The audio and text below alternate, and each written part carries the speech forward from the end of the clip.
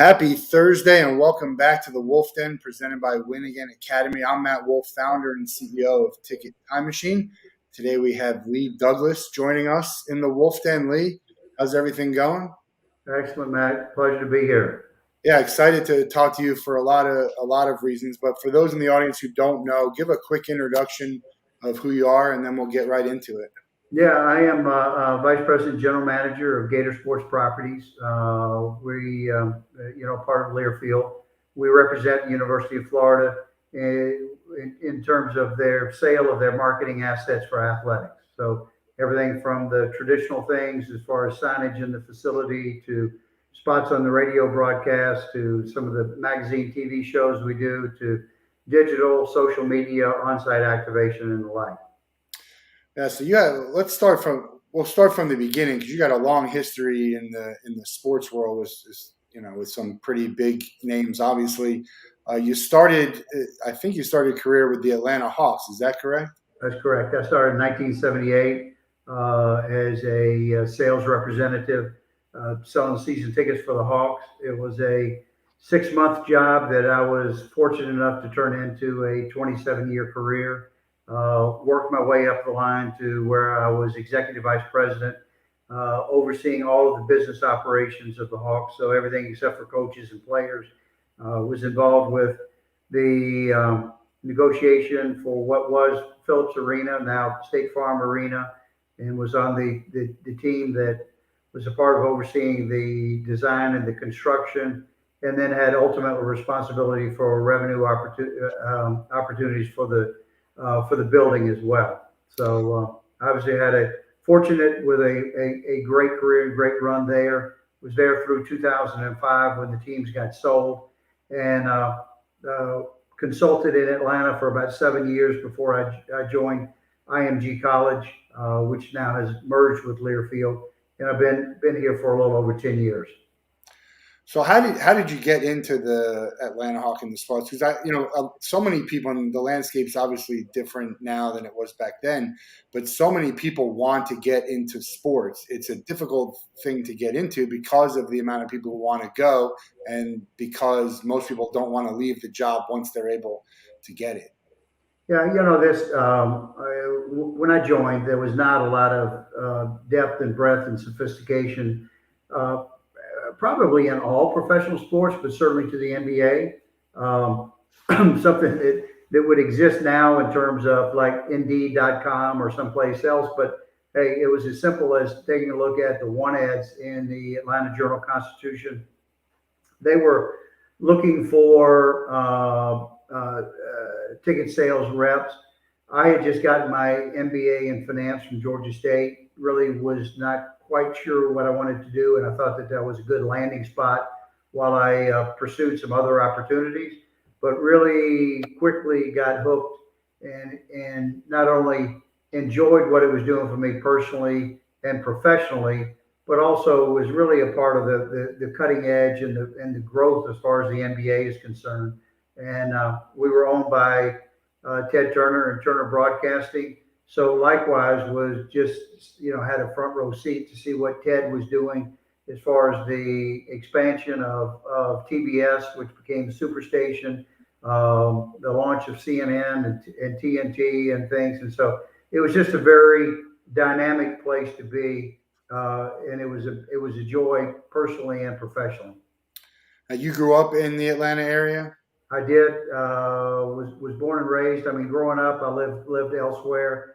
But by the time I was in the 6th grade, my family moved back to Atlanta. So it was a product of the public school system in DeKalb County. Got my undergraduate degree from Georgia Tech. Upon graduation, I went to work for a bank in Jackson, Mississippi. Was there for about 2.5 years. Always had an itch and a desire that I knew that I wanted to get a graduate degree. And so I just used that opportunity to parlay that to get my MBA in finance, and then moved and transitioned over to the sports world. So growing up, you were Braves, Hawks, and Falcons. Those were your teams. Yeah, to show my age, hey, I predate all of those teams. I was there when the Braves, relocated from Milwaukee Hawks relocated from St. Louis. Falcons were an expansion team. Was there, for I saw two NHL teams come and leave. The Flames came and relocated to Calgary, and the Thrashers came and after a period of time relocated to Winnipeg. So saw a lot of things that happened in Atlanta. Obviously, just an explosion as far as the population is concerned, but also an explosion from the sports world. But it's a pretty cool thing to be able to work for essentially your team, because, and we'll talk about this as we get in sort of to the college landscape. A lot of people are traveling outside of where they live to a team they probably never rooted for just to get the sports job, because that's where you got to get. And then when you try and get the promotion, it's generally not going to be where you're at. You're moving on to, again, another city, another team. No, I was very fortunate in that regard, Matt. Is like one, I was there when there was not a lot of depth and breadth and sophistication, in the NBA and the Hawks, and so I was able to honestly help grow that franchise. Went from a thing that where probably when I walked in the door with coaches and players and support staff and stuff, I mean, we were probably under 30 people. Now you almost have that many people sitting on the bench with it. So we were able to grow in terms of our approach to ticket sales. We were able to grow in terms of our approach to marketing and game operations. We grew the public relations department. We created a community relations department. We expanded and moved into the world of corporate and broadcast sales. So just a part of things that were, again, it afforded a lot of things for me from a professional standpoint, that I was able to be a part and shape the growth as far as the franchise is concerned. And really to see what David Stern was doing from the NBA aspect, not only to grow the number of franchises, but to take a sport and to grow it globally as well. So just a lot of great things that were afforded to me. And then you make this switch to IMG and the Florida Gators. Were you a Gator fan? Did you have No, any? I mean, I was a Gator admirer. Certainly, being in the South and following SEC football, you couldn't help but notice what Urban Meyer and Steve Spurrier and things that the Gators were able to accomplish. And so was it admired? But no, the Gators were not my number one team at all. That was still Georgia Tech. Yeah. And interestingly, when you started IMG, you were located in Orlando. I remember that because I actually had applied for a job. So you're working in Orlando on the Gators. You guys recently, I guess in the last 4 or 5 years, moved to Gainesville. So what's been the difference of being actually in Gainesville as opposed to being Orlando, sort of outside? It's not far, but it's a couple-hour drive. Right. Yeah. When I walked in the door, and I didn't create the platform here, but when I came in, myself and all the salespeople were located in Orlando, and our service people were located in Gainesville. And that certainly worked as it related to the sales area. It wasn't ideal in terms of the relationship with the school. And so 2020, kind of jointly between the company and the University of Florida, made the decision that the general manager should be located in Gainesville. So I relocated here. We now have myself and one salesperson here in Gainesville. We've got 3 support staff people here in Gainesville. We still have 4 of our sellers that operate out of the Orlando area. And I saw you guys were hiring. Has that position been filled? We have a service position. So one of the 3 service positions is open, and we're beginning the interview process for that. So if anyone's looking, get in touch. It's a great organization, great job. And yeah, go to Learfield.com. Not only that job, but all of the openings within Learfield. We represent about 185 schools across the country. So, in the state of Florida, we represent Florida State, FAU. Within the Southeast Conference, we represent everybody except for Kentucky, Auburn, and LSU. So we represent about 85% of the Power Five schools. I mean, you don't really hear our name much as far as the forefront is concerned. Really, we go out and we represent ourselves as Gator Sports Properties. My counterpart at FSU is Seminole Sports Properties. And so we really are an extension and a part of the athletic department in terms of what we do. Yeah, that's my next question. Is you're not you're not affiliated isn't the right word, but you're not with the UAA, but you work with them. Not necessarily affiliated with you're affiliated with the university, but not a part of the university. So what would you say are some of the advantages to that and the disadvantages? Because people they hear Gator Sports Property, they probably figure out they're a part of the University Yeah, Athletic Association. no question. I mean, listen, certainly getting my view, and the athletic associations would certainly have a view from their perspective. Um, the You're right, and the fact is this: I am an employee of Learfield. I'm not an employee of the University of Florida. Um, some of the advantages, I think, from a university aspect, is that we're in a situation where we can sell nationally and we can sell locally. So Learfield has a national sales staff, so that we can go out and we can talk to the Allstates and the Anheuser Busches and others of the world, and sit there and say, put together things that go across all of the portfolio. But if you wanted to do a deal that where I'd like to do Florida, Georgia, Ohio State, Texas, Oregon, Michigan, things across the way on that front, that we're able to do and talk to companies that have a national footprint, and we can deliver that national footprint.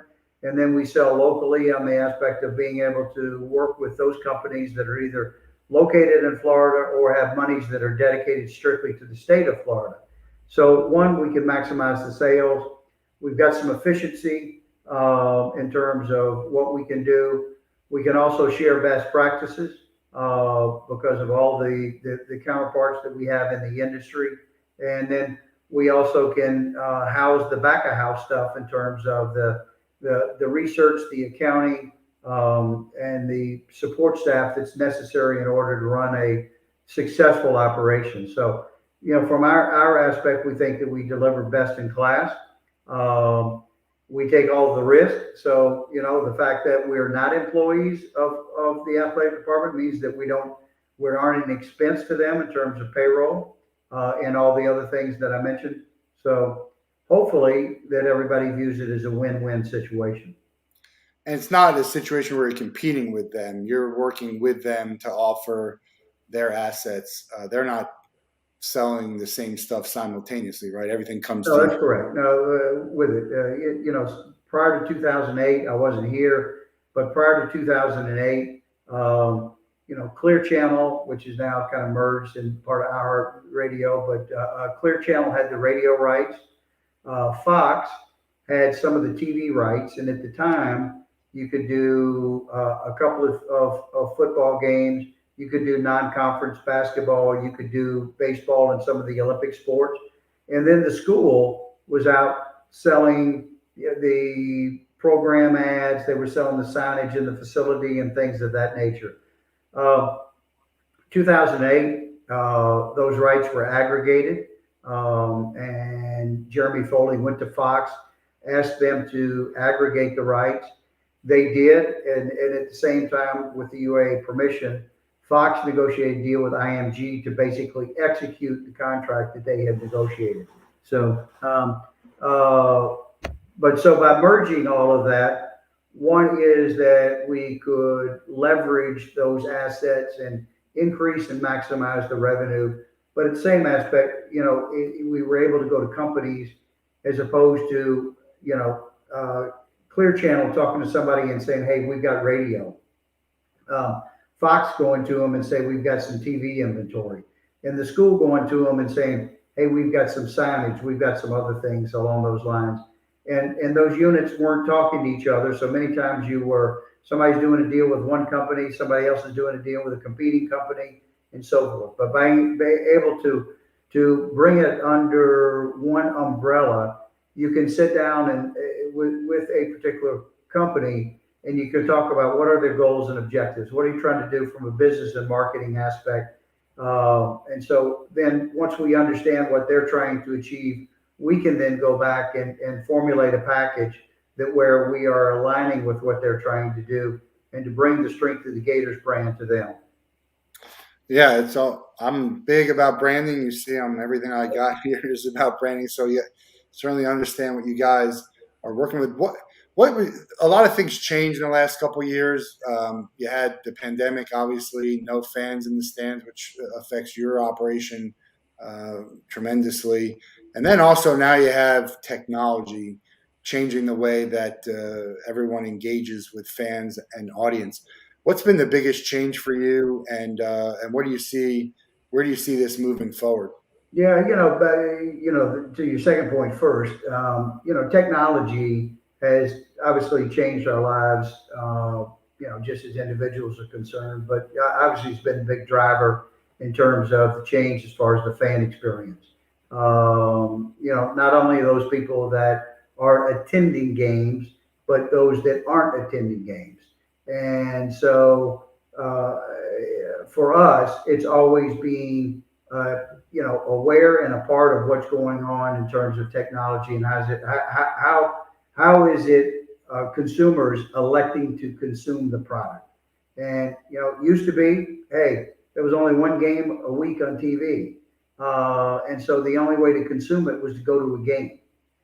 Then as the launch of ESPN and changes as far as that's concerned, fans were able to sit at home and watch games on TV.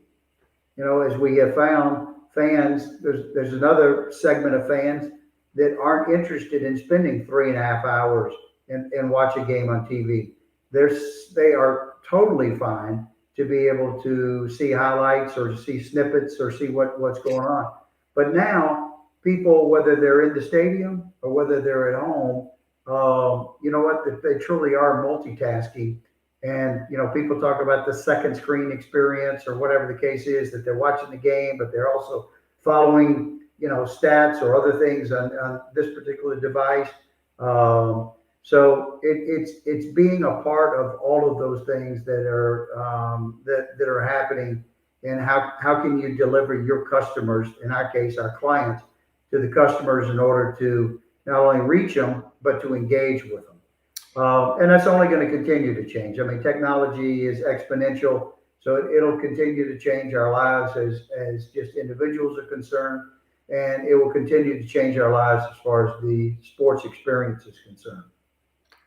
Certainly, COVID is the biggest impact in our generation of our lifestyle, and it certainly impacted the world of sports. As you mentioned, hey, when it happened, we were talking about cancellation of games, which from the college aspect, we lost the entire spring of 19. We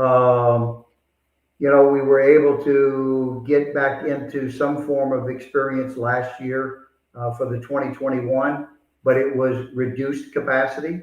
And so which then for our customers, our sponsors on the aspect, we had to be able to pivot, we had to be able to mitigate. And it really kind of came into kind of three little buckets that we look at. Some, if their entire investment had to do with on-site activation or the venue experience. For some, we either redshirted them, and said, hey, you know what, we're just not going to execute the contract this year, and we'll delay it a year and do it in 21, 22. In some cases, we negotiated rights fees reductions as far as their investment level is concerned, and the fact that we were not able to deliver the entire experience and the entire investment. And others, we pivoted. Theirs was about impressions, and we were able to, from a digital standpoint here, have them reach Gator fans not only on FloridaGators.com, but to reach them throughout their entire digital journey. And so we were able to still to deliver impressions, and many times more impressions. And so we just had to be, we had to be diligent, we had to be creative, we had to be empathetic, but it was really something that none of us had ever experienced before. So it's not, and it wasn't like you could pick up a book and see how they do it before. This was a first time experience. So, uh, fortunately, knock on wood, we're pretty much through it. We see that it is the resurgence as far as COVID is concerned. On the collegiate aspect, we had the first college football game. It didn't get canceled, but had to get rescheduled. I think in the Pac-12, we're seeing some experience as far as on hockey is concerned, some cancellation of some games and stuff. And so it's just one of those things that where really is everybody. We just need to be diligent as it relates to keeping it under control so that it's not impacting our lives in the ways that it did during 19 and 20. Yeah, my question was gonna be, how close are you to getting back to, where you're kind of passing? It sounds like you're sort of in that area, You barring. know, we are this, Matt. We're playing to full capacity, so there's no restrictions in terms of that is concerned. And what we see not only with the Gators, but as an industry, is that people miss that experience and are coming back in very, very strong numbers. When it comes to the fan engagement, as far as the on-site activation is concerned, we still have some partners that just out of caution are saying we're still not comfortable in either putting our employees or our agency in that sort of environment. We have some of our national partners that needed to make a decision in the summer, is to say, typically they do fall tours. And, if you went back to the June, July time period, there still was not decisions that were made as it relates to, hey, what's capacity going to be, what's it like, and so forth. And so, with them having to pull the trigger back then, they elected, not to activate as far as concerned. That's really the only area that where we have seen a lag. We know that that's going to come back, but as far as fans coming to games, promotions that we're doing at games, and other things like that, we're back at full capacity and full stream. No, it's great to hear. I've been to a bunch of games, and it's it doesn't feel unsafe. For me, it was always just about being in the wrong place at the wrong time. Anyway, just bad luck that whoever is around you in that little area Yeah. may have had it. But certainly if it did go the wrong way, it's not good. Nobody wants to have an event that is deemed a super spreader. But sounds like we're doing pretty good. I've been to a bunch of basketball and baseball and football games, and it's been great. A question I have for you is, with regards to marketing and promotions and branding and the kind of programs that you have, what type of split do you have with people coming to you with ideas, or just people coming to you saying, "Hey, I want to be involved," and then you guys coming up with the ideas? I wish that our world looked like that, Matt. Really, honestly, we're in the solicitation business. Lack of a better word is that that's why we've got sales staff the size that we do and what we do. Ours is really outbound as opposed to inbound. That's not to say that we don't from time to time get a company that says, "Hey, I'm interested in the Gators. What could you do?" But in our case, it really is obviously being in tune to companies that are investing in sports, companies that are aligned with sports, companies that are aligned with the Gators, and how can we engage and sit down on a one-on-one basis and get a better understanding of what they're trying to accomplish and what we can do to help. We are we like to say that we're a solution provider. We're in the business of understanding what their goals and objectives are, and what can we do in order to help them reach their goals and objectives. That is truly the only way that you have a successful partnership. That's the only way that you talk about renewing a partnership, is understanding what are the keys to success. So when someone doesn't renew, what's the main reason? Is is it the success of the school, the program, the not enough ROI? Do you have an idea of what that might be? It can be a number of things. I mean, one, it could be budgetary on their side. Is that they need to reallocate their dollars. It could be a shift on their side, is to say that we're moving away from sports, and we're going to go more into the arts, or we're going to go more into traditional advertising, or we're going to go into digital and social, and they need to reallocate some money that in that particular way. So it's really more off of that.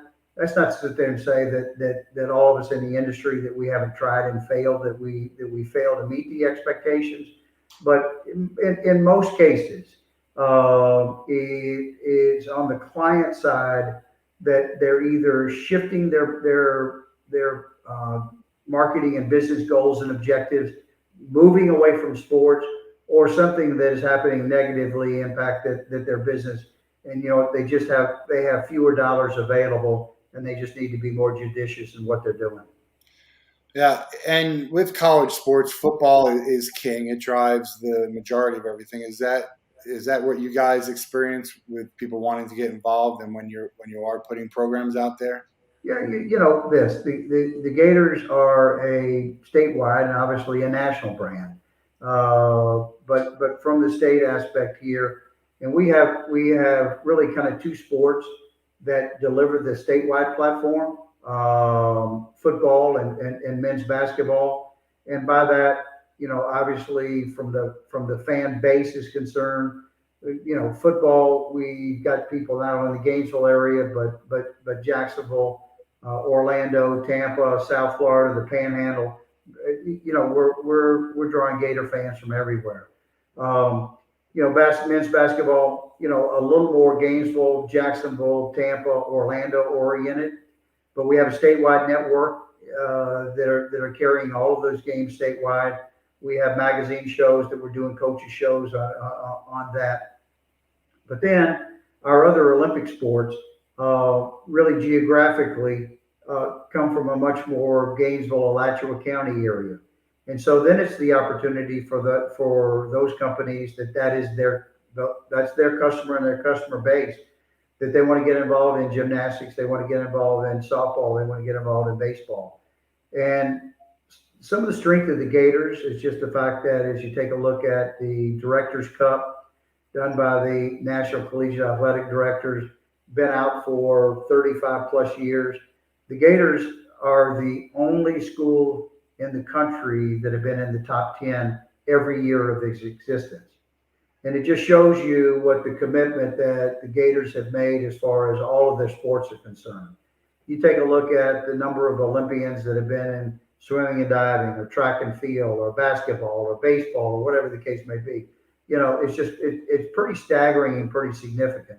But that echoes the strength of the brand as far as the passion that people have in following. But it also gives us those opportunities to take a look at companies of all sizes in terms of going back to what are their business and marketing objectives. And you know what?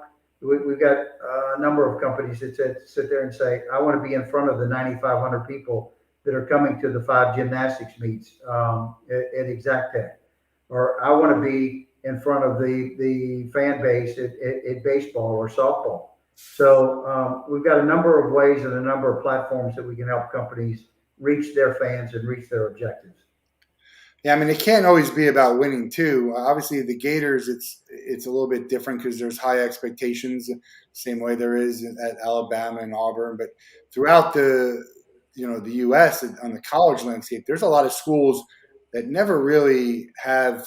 I don't want to say a chance. They don't win a whole lot, in the big picture. But still, their fans are rabid about it. They're showing up to games. They're supporting the team, and they're supporting the partner. So it can't always just be about winning and losing, as you're trying to talk to other people about getting involved, right? Yeah, listen, people ask me from time to time, because I've been in the pro world, I've been on the collegiate side, sort of compare and contrast the two universes. The one thing that I'd say is on the collegiate side that separates college from pro is the fact that really when you take a look at that fan avidity, if you graduated from Florida and the Gators are your fan, you'll always be a Gator fan. It's not like you're going to shift and all of a sudden become an Alabama fan or become a Georgia fan. That passion is always in your heart. And so then it's up to the school to tap into that and to turn you into the consumer in terms of either coming to games or buying the merchandise or whatever. Um, we see on the pro side that it is much more stereotypical. I mean, there's some pro franchises out there that have generations of fan support, and those fans will never waver. But we do see in the pro side that it is much more about wins and losses, and it is also about um, the players themselves. As LeBron has gone from Cleveland to Miami to Cleveland to LA, we see that there's a large variety of fans and stuff that have traveled with him. And you know what? They are much more fans of LeBron than they are of those respective franchises. And that's not saying that there's anything wrong with that. It's just a fact with it. We see that on the pro side that if they end up with poor ownership or they end up on a series of losing records and stuff like that, you know what? It, it goes right into their to their fan base on the standpoint of what's going on. So it's interesting to see. Yeah, because when you're a big fan of college, and as these players go to different teams, uh, maybe most are in the NBA, I think, because there's so many fewer players that, and depending on who they are, right? I mean, if a quarterback goes to an NFL team, you might start liking that team. But if it's a tight end or tight end's not good because everyone's all crazy about Kyle Pitts right now. He's doing some great things in Atlanta, so I get it, and I always use I'm a Gator. I use the word we when I talk about it. Yeah, A big sense of pride about it, and I'll never root for any other team. It'd be hard for me when I was looking to actually, because I did apply to work at the UAA and Gator Sports Property IMG. It would have been hard for me to work for another university, but people are doing that all the time. I know people who are in the UAA who came from different universities and now they moved on to other universities. How important is it to be a fan of the team that you're trying to sell, or is it more important just to be a fan of the sports, of college sports in general, and then kind of as you get there, just sort of understand more about what that brand is and what it means? yeah. Listen, I mean, you know what? Maybe the ideal, the perfect storm is that you've got people that are both. But honestly, people are interested in personal and professional growth. And so with it, you have to look for where are those opportunities and where are those things afforded. So with it, it may be on the pro side that you're changing franchises, but on the college side, you've got to be willing to go, where's the opportunity? And people will sit there and say, ultimately, I want to become an athletic director, or I want to head up external affairs and oversee all of the revenue generation and all the fan engagement. Or I'm really interested on the internal side as far as facilities and development and growth is what goes in that particular world. So, if that's what your aspiration is to say that do it, then you always have to take a look at what are the steps that are necessary for me to get there. And where's the experience and where's the opportunities going to come from. And so with it, it may be that you need to or want to change colleges to go get a different experience from a small school to a large school to something that's in a big conference to one that's in a smaller conference to one that's driven by football to one that's driven by other sports or whatever, or follow an athletic director, which we see a lot of. That is athletic directors change positions. You know what? You see a number of people that have worked for that athletic director migrate to his or her school that he or she is now involved with. So I think it goes back to how do you grow how do you grow personally? How do you grow professionally? How do you grow financially? Ideally, maybe it's not changing jobs or changing things, but if that's what you're looking to do, you got to be willing to move. Yeah. I've been very fortunate enough to go to a lot of games in a lot of different stadiums all across the U.S. Do you get a chance to travel at all to some of the road games? Yeah, I mean, with it in the conference, we do have the opportunity to go on the road and take clients and stuff with us when we do that. So, and obviously, blessed to be a part of the Southeast Conference. I mean, you just go to some great facilities and some great atmospheres, and it's fun to see that. Does any of them stick out? I mean, I know I have some of my favorites. Like to me, Texas A&M. I went there when it was their first SEC game with Johnny Manziel, and that was one of my favorite trips. Well, I was at that game as well, and had the Pepsi folks with me, and likewise, I just thought that was outstanding.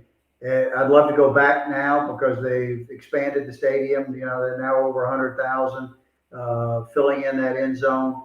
That's great. Obviously, you take a look at LSU, you take a look at Alabama, take a look at Auburn, take a look at Georgia, take a look at Tennessee. It's just honestly some great facilities. I've seen places like Kentucky invest in their stadium, and they really have a nice stadium now for what goes on. So South Carolina is a fun place to see. So the SEC is blessed with obviously some great teams and great facilities and great fans to go along with it. Yeah, I feel like the Gator experience at the game, from what I've been to, is kind of middle of the pack. I think we're not at the top, but it's a great experience. That's not to say it's not a great experience because the other ones that I think are above it are just an unbelievable atmosphere. I'm not sure what can be done to change. I think there's a lot of space on the front lawn that maybe hasn't been used as much, that I think there's a wasted opportunity. I know the tailgate guys are kind of building that up a bit, but the football experience for people who want to go is going to have to always be more than just the 3 hour game, as you say. You got to be entertained. You got to have a reason for me to get out there and kind of get a little bit early to the stadium. Is that something you guys work with, or is that something that the university has? It's a little of both. I mean, obviously here we're interested in the number one visual as far as the strength of the brand is fans in the stands, and so anything that touches how we get more fans in the stands, we have a keen interest in. The thing that the Swamp has going for it, I think, more than any other facility in the SEC is it is a very tight building. The amount of grass on the sidelines between the fans and the players and the field and stuff is as tight as around. So that means that the 90,000 people in the Swamp are really on top of you. So I think when you heard Nick Saban say after the Alabama game, and back on the standpoint to the people in Tuscaloosa, we want to hear the stadium as loud as it was in the Swamp last weekend. Right? I mean, that's as strong a tribute as you can get. Jeremy Foley began the investment in the facilities. Obviously, Scott Strickland has taken that and exponentially invested in the facilities.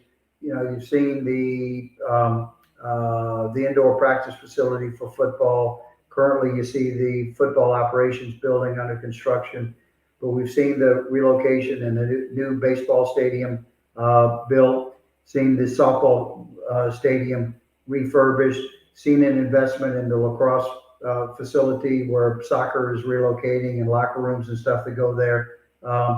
There's some other projects that are taking place, but obviously next on the agenda is going to be take a look at the Swamp.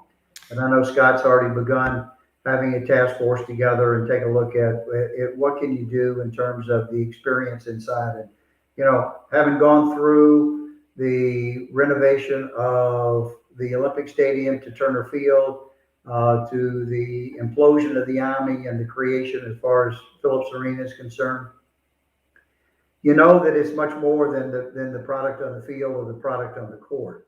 The fan experience begins, and people say the touch points from how do you purchase tickets to what traffic is like to where do you park and what's that like to how do you enter the facility and what's the pedestrian flow like and where are the number of restrooms and how clean are the restrooms and how the concessions and what's the internet and visual experience to what's the video boards and the scoreboards looking like, what's the sound system like, all of those things go into what's the fan experience.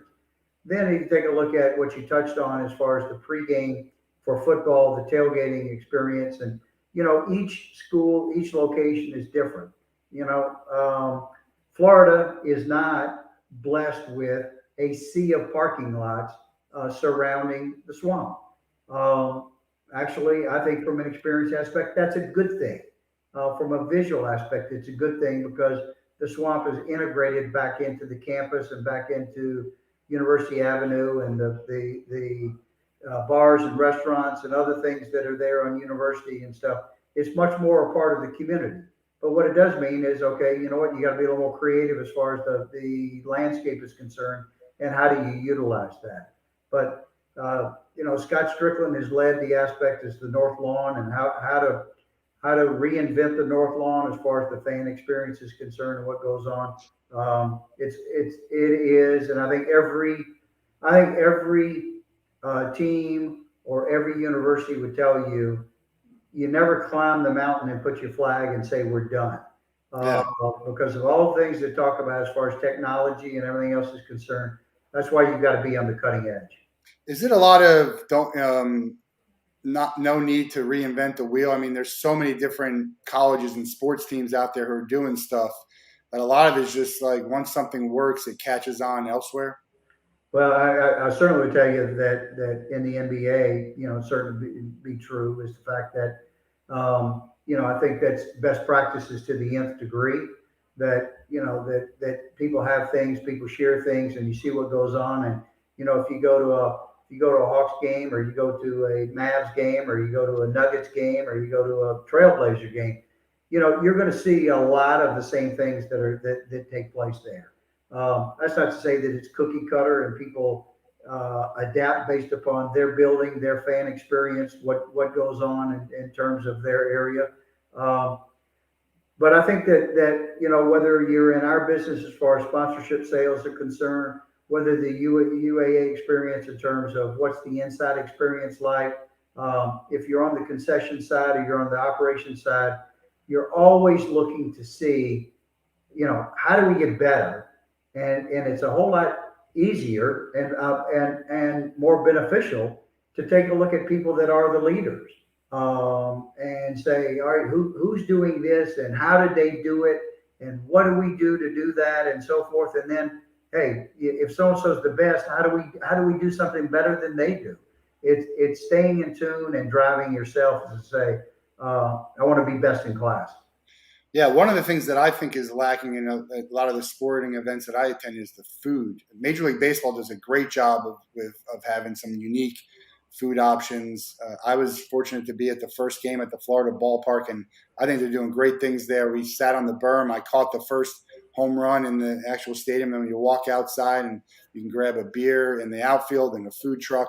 So I think that's one area where I think a lot of sports teams and experiences in stadiums arena can upgrade. I don't think it's that difficult of a thing, but again, I don't know the Yeah, work. this obviously on the pro side, especially if you're NBA or NHL, you're in a multi-purpose facility. Some buildings have 200 plus events, which means that you can make investments in terms of the infrastructure that's there.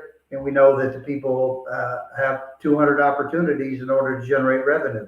It's a little harder on the college, especially the college football side, that if you are dealing in older facilities, and the swamp is one, is that the investment in the infrastructure, just hasn't been there because that wasn't a priority back when these facilities were built.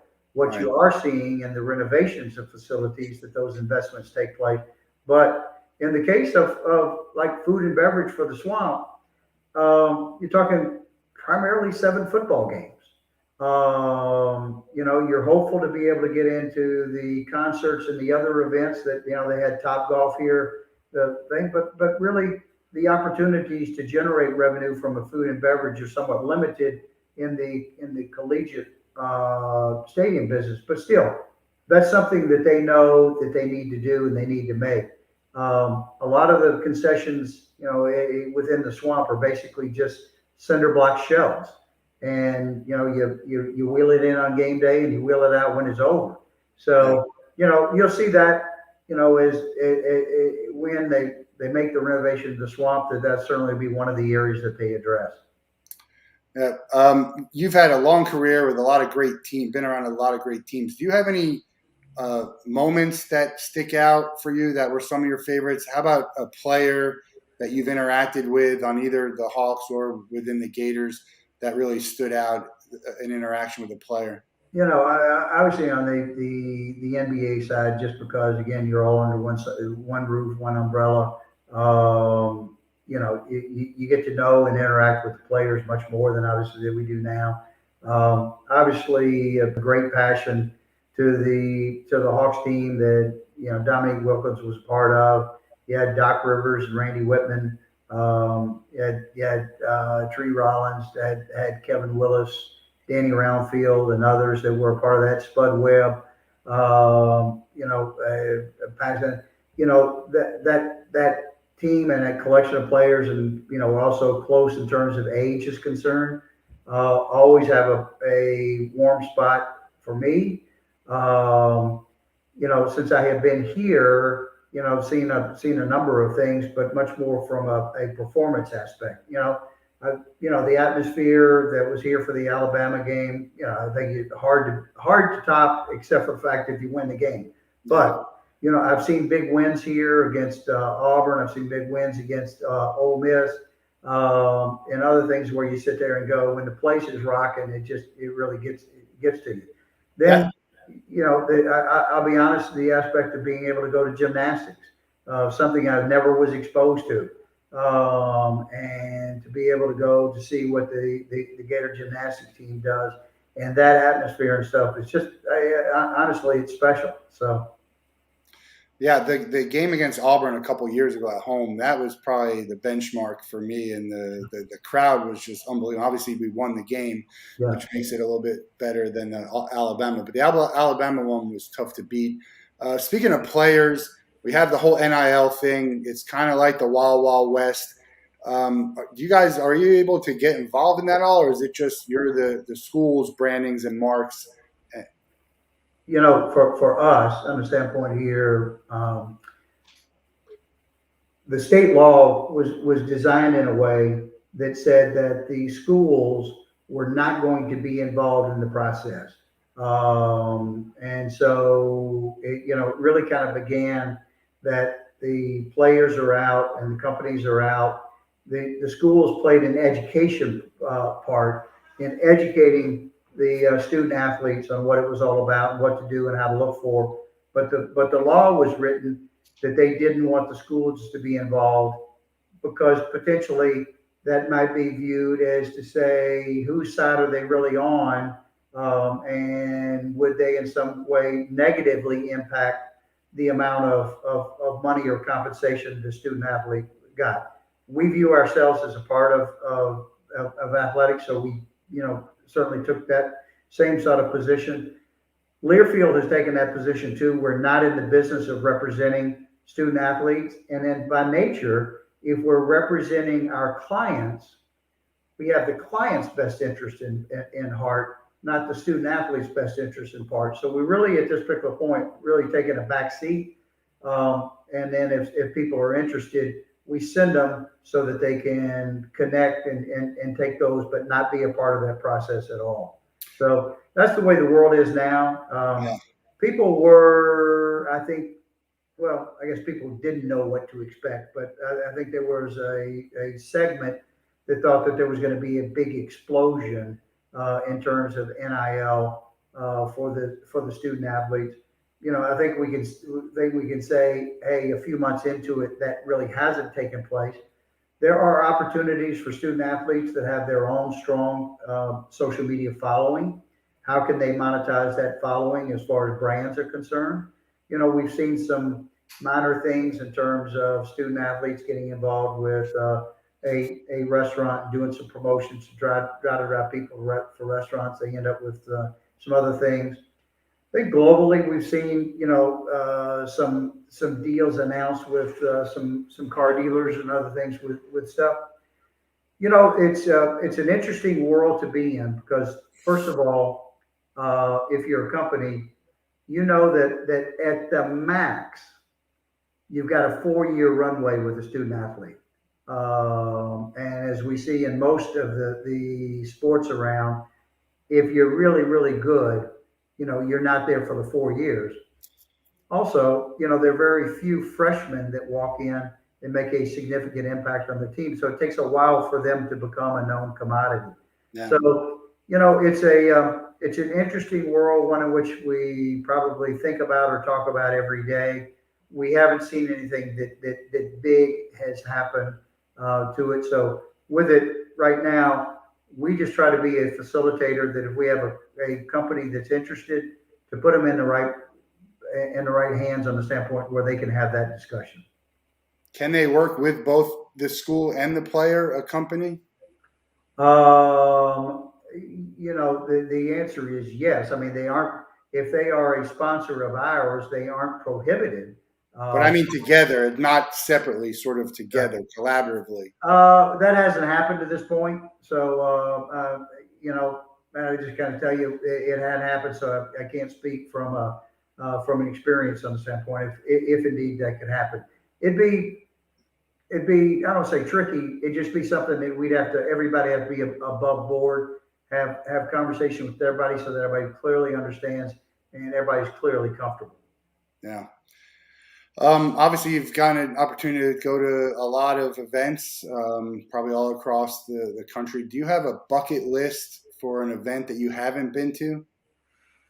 I have been fortunate offers. I mean, I've been to Super Bowl, I've been to the Olympics, domestically as well as internationally. I had the pleasure of being able to do that. I've been to a Final Four. I've not been to a college football championship. Hey, ideally, I'd love to see the Gators in a college football championship and to be there. I have growing up, I living in Atlanta, I had the opportunity to go to the Masters, but really haven't been back to the Masters in years because my experience with the Hawks, those two things overlapped and just didn't have the time and stuff to do it. Would love to do that and see that going on, but all in all, man, I've been pretty blessed. Yeah. I'd love to get to Olympics. I know they're in LA in 28, but I'd like to get to one internationally. Definitely a Summer Olympics more than a winter, but I'm Yeah. not opposed to either one. Uh, I like to talk about Mount Rushmores. Do you have a Mount Rushmore of, let's say, the most influential Gators or favorite Gators? Do you have? Can you give us four? That come- This. I mean, and again, my career with the Gators personally is 10 years. All right, so and so you look at people that were around, and I tell you, I'm going to tell you a group with it. I mean, obviously, you would begin with the three Heisman in football with Spurrier and Warfel and Tebow. I'm able to see how revered all of them are. I'm able to kind of see Tebow come back and almost be a rock star that when he's here for the SEC network. But you have to take a look at that. You take a look at the other great Gators that have played here from that standpoint. But then I go back to the basketball and the Olympic aspect. I mean, obviously what Billy Donovan did. I was here for Billy's last couple of years, but you take a look at the championship years where he had Noah and Horford and Bradley Beal, all that went on to very successful NBA careers. And Bradley Beal and Horford are still playing. you take a look at the Olympians and you know, whether it's Derek Torres, you take a look at maybe Wambach, you take a look at those. I mean, it's staggering to take a look at the quality of things. And then take a look at from the baseball aspect, you know, rookie of the year is a Yeah. Gator. Take a look at some things. So I can't put forward Gators. I don't have the history to answer that, but it's just pretty friggin' You named impressive. some great ones. You It's know, it's pretty impressive when you take a look at the quality of the Gator athletes and what they've been able to do. Yeah, and a lot. I mean, a lot of schools have great players and history, but if you look at the program overall, the Gators, we have two of the last three rookie of the years in Major League Baseball, and Yeah. Billy's doing a great job in with the Bulls right now. Yep. It's a shame for the people who only focus on the football team, you know. And there's these are Gator fans for a long time. They either went there and Yeah. it's like, oh, we don't care about that. Well, I think you should because there's a lot of good stuff going around, a lot of excitement for the Gator basketball team for this year and in baseball. Obviously, a disappointing year last year, but they're going to have a shot to be right where they want to be by the end of this year. So I think No, they'll be back. Again, go back. Hey, gymnastics virtually sells out all five of their meets. Softball, you know, virtually sells out all of their games. Baseball will have the first opportunity in the post-COVID world for people to see what a great ballpark that is and stuff. And you know, they'll play in front of some big crowds there. You know, men's basketball because of the quality of the SEC, and that's the other thing is that you know not only the Gators have made an investment, but you take a look at the SEC make an investment in terms of women's basketball, take an investment in terms of baseball, take an investment in terms of softball. You know, when you sit there and take a look at the rankings, that you know many times 8 of the top 25 in the country belong in the Southeastern Conference. So it just echoes to what a great brand the SEC is, which gives you increased passion as far as your team and the Gators are concerned, and coming out and supporting the Gators. and probably helps you guys as a business as well. Oh, listen, the stronger the brand, the more value you can deliver to your clients. Yeah. And so we're blessed every day that we get out and represent the Gators in what we do. Yeah, I'm a diehard Gator. I invest way too much time and energy and money into it, but I love doing it. I hope Ticket Time Machine to be. We hope to have a suite at the Swamp at some point. We're working towards that goal, and I really appreciate your time, giving us a little bit of insight into how it works. Because I think a lot of people don't understand the marketing, the branding, the rights, is how it differs from what the University Athletic Association is trying to do. So really appreciate your time here. We're going to let you go with the same question we let everyone out of the Wolff Den with. You can meet and spend a day with one person in the world. It could be anyone. They just have to be alive, and you can't be related to them. Who would you choose, and what would you like to do with them? We've put a list together, and we're doing some outreach. You know, to me, I have a great admiration for Barack Obama, and just really kind of transformational on what he did and what has done. I think it'd be just fascinating to sit down and pick his brain. You know, and he happens to be a big sports fan and a big basketball fan to boot. So it'd be fun to have that conversation. I love. He's been mentioned a bunch of times by our guests. He's certainly towards the top of my list. So I feel like that's something we can make happen because I always say if you have enough money, you can get anyone in a building to do something. And Yeah. then if we have a whole bunch, I think you're probably at least the fourth or fifth person to say that. I'd love to play some hoops with Obama. Yeah.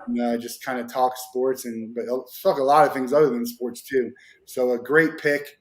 We'll put him on the list. We're gonna try and make it happen. I got to get myself and Ticket Time Machine elevated a little bit more before we can get that going. But check out Gator Sports Properties. We got a lot of Florida Gator fans and people in my network in the Florida area. So if you're interested in getting involved with the Gators program, get in touch with Lee. If you're looking for work, they are hiring. So check out Learfield. Real pleasure to talk with you, Lee. Looking forward to seeing you at some of the games that I attend. and tune in next week. I think we're off for the holiday next week. So everybody have a great and safe Thanksgiving week and weekend, and we'll talk to you in December. Thanks a lot, Lee. Thanks, Matt.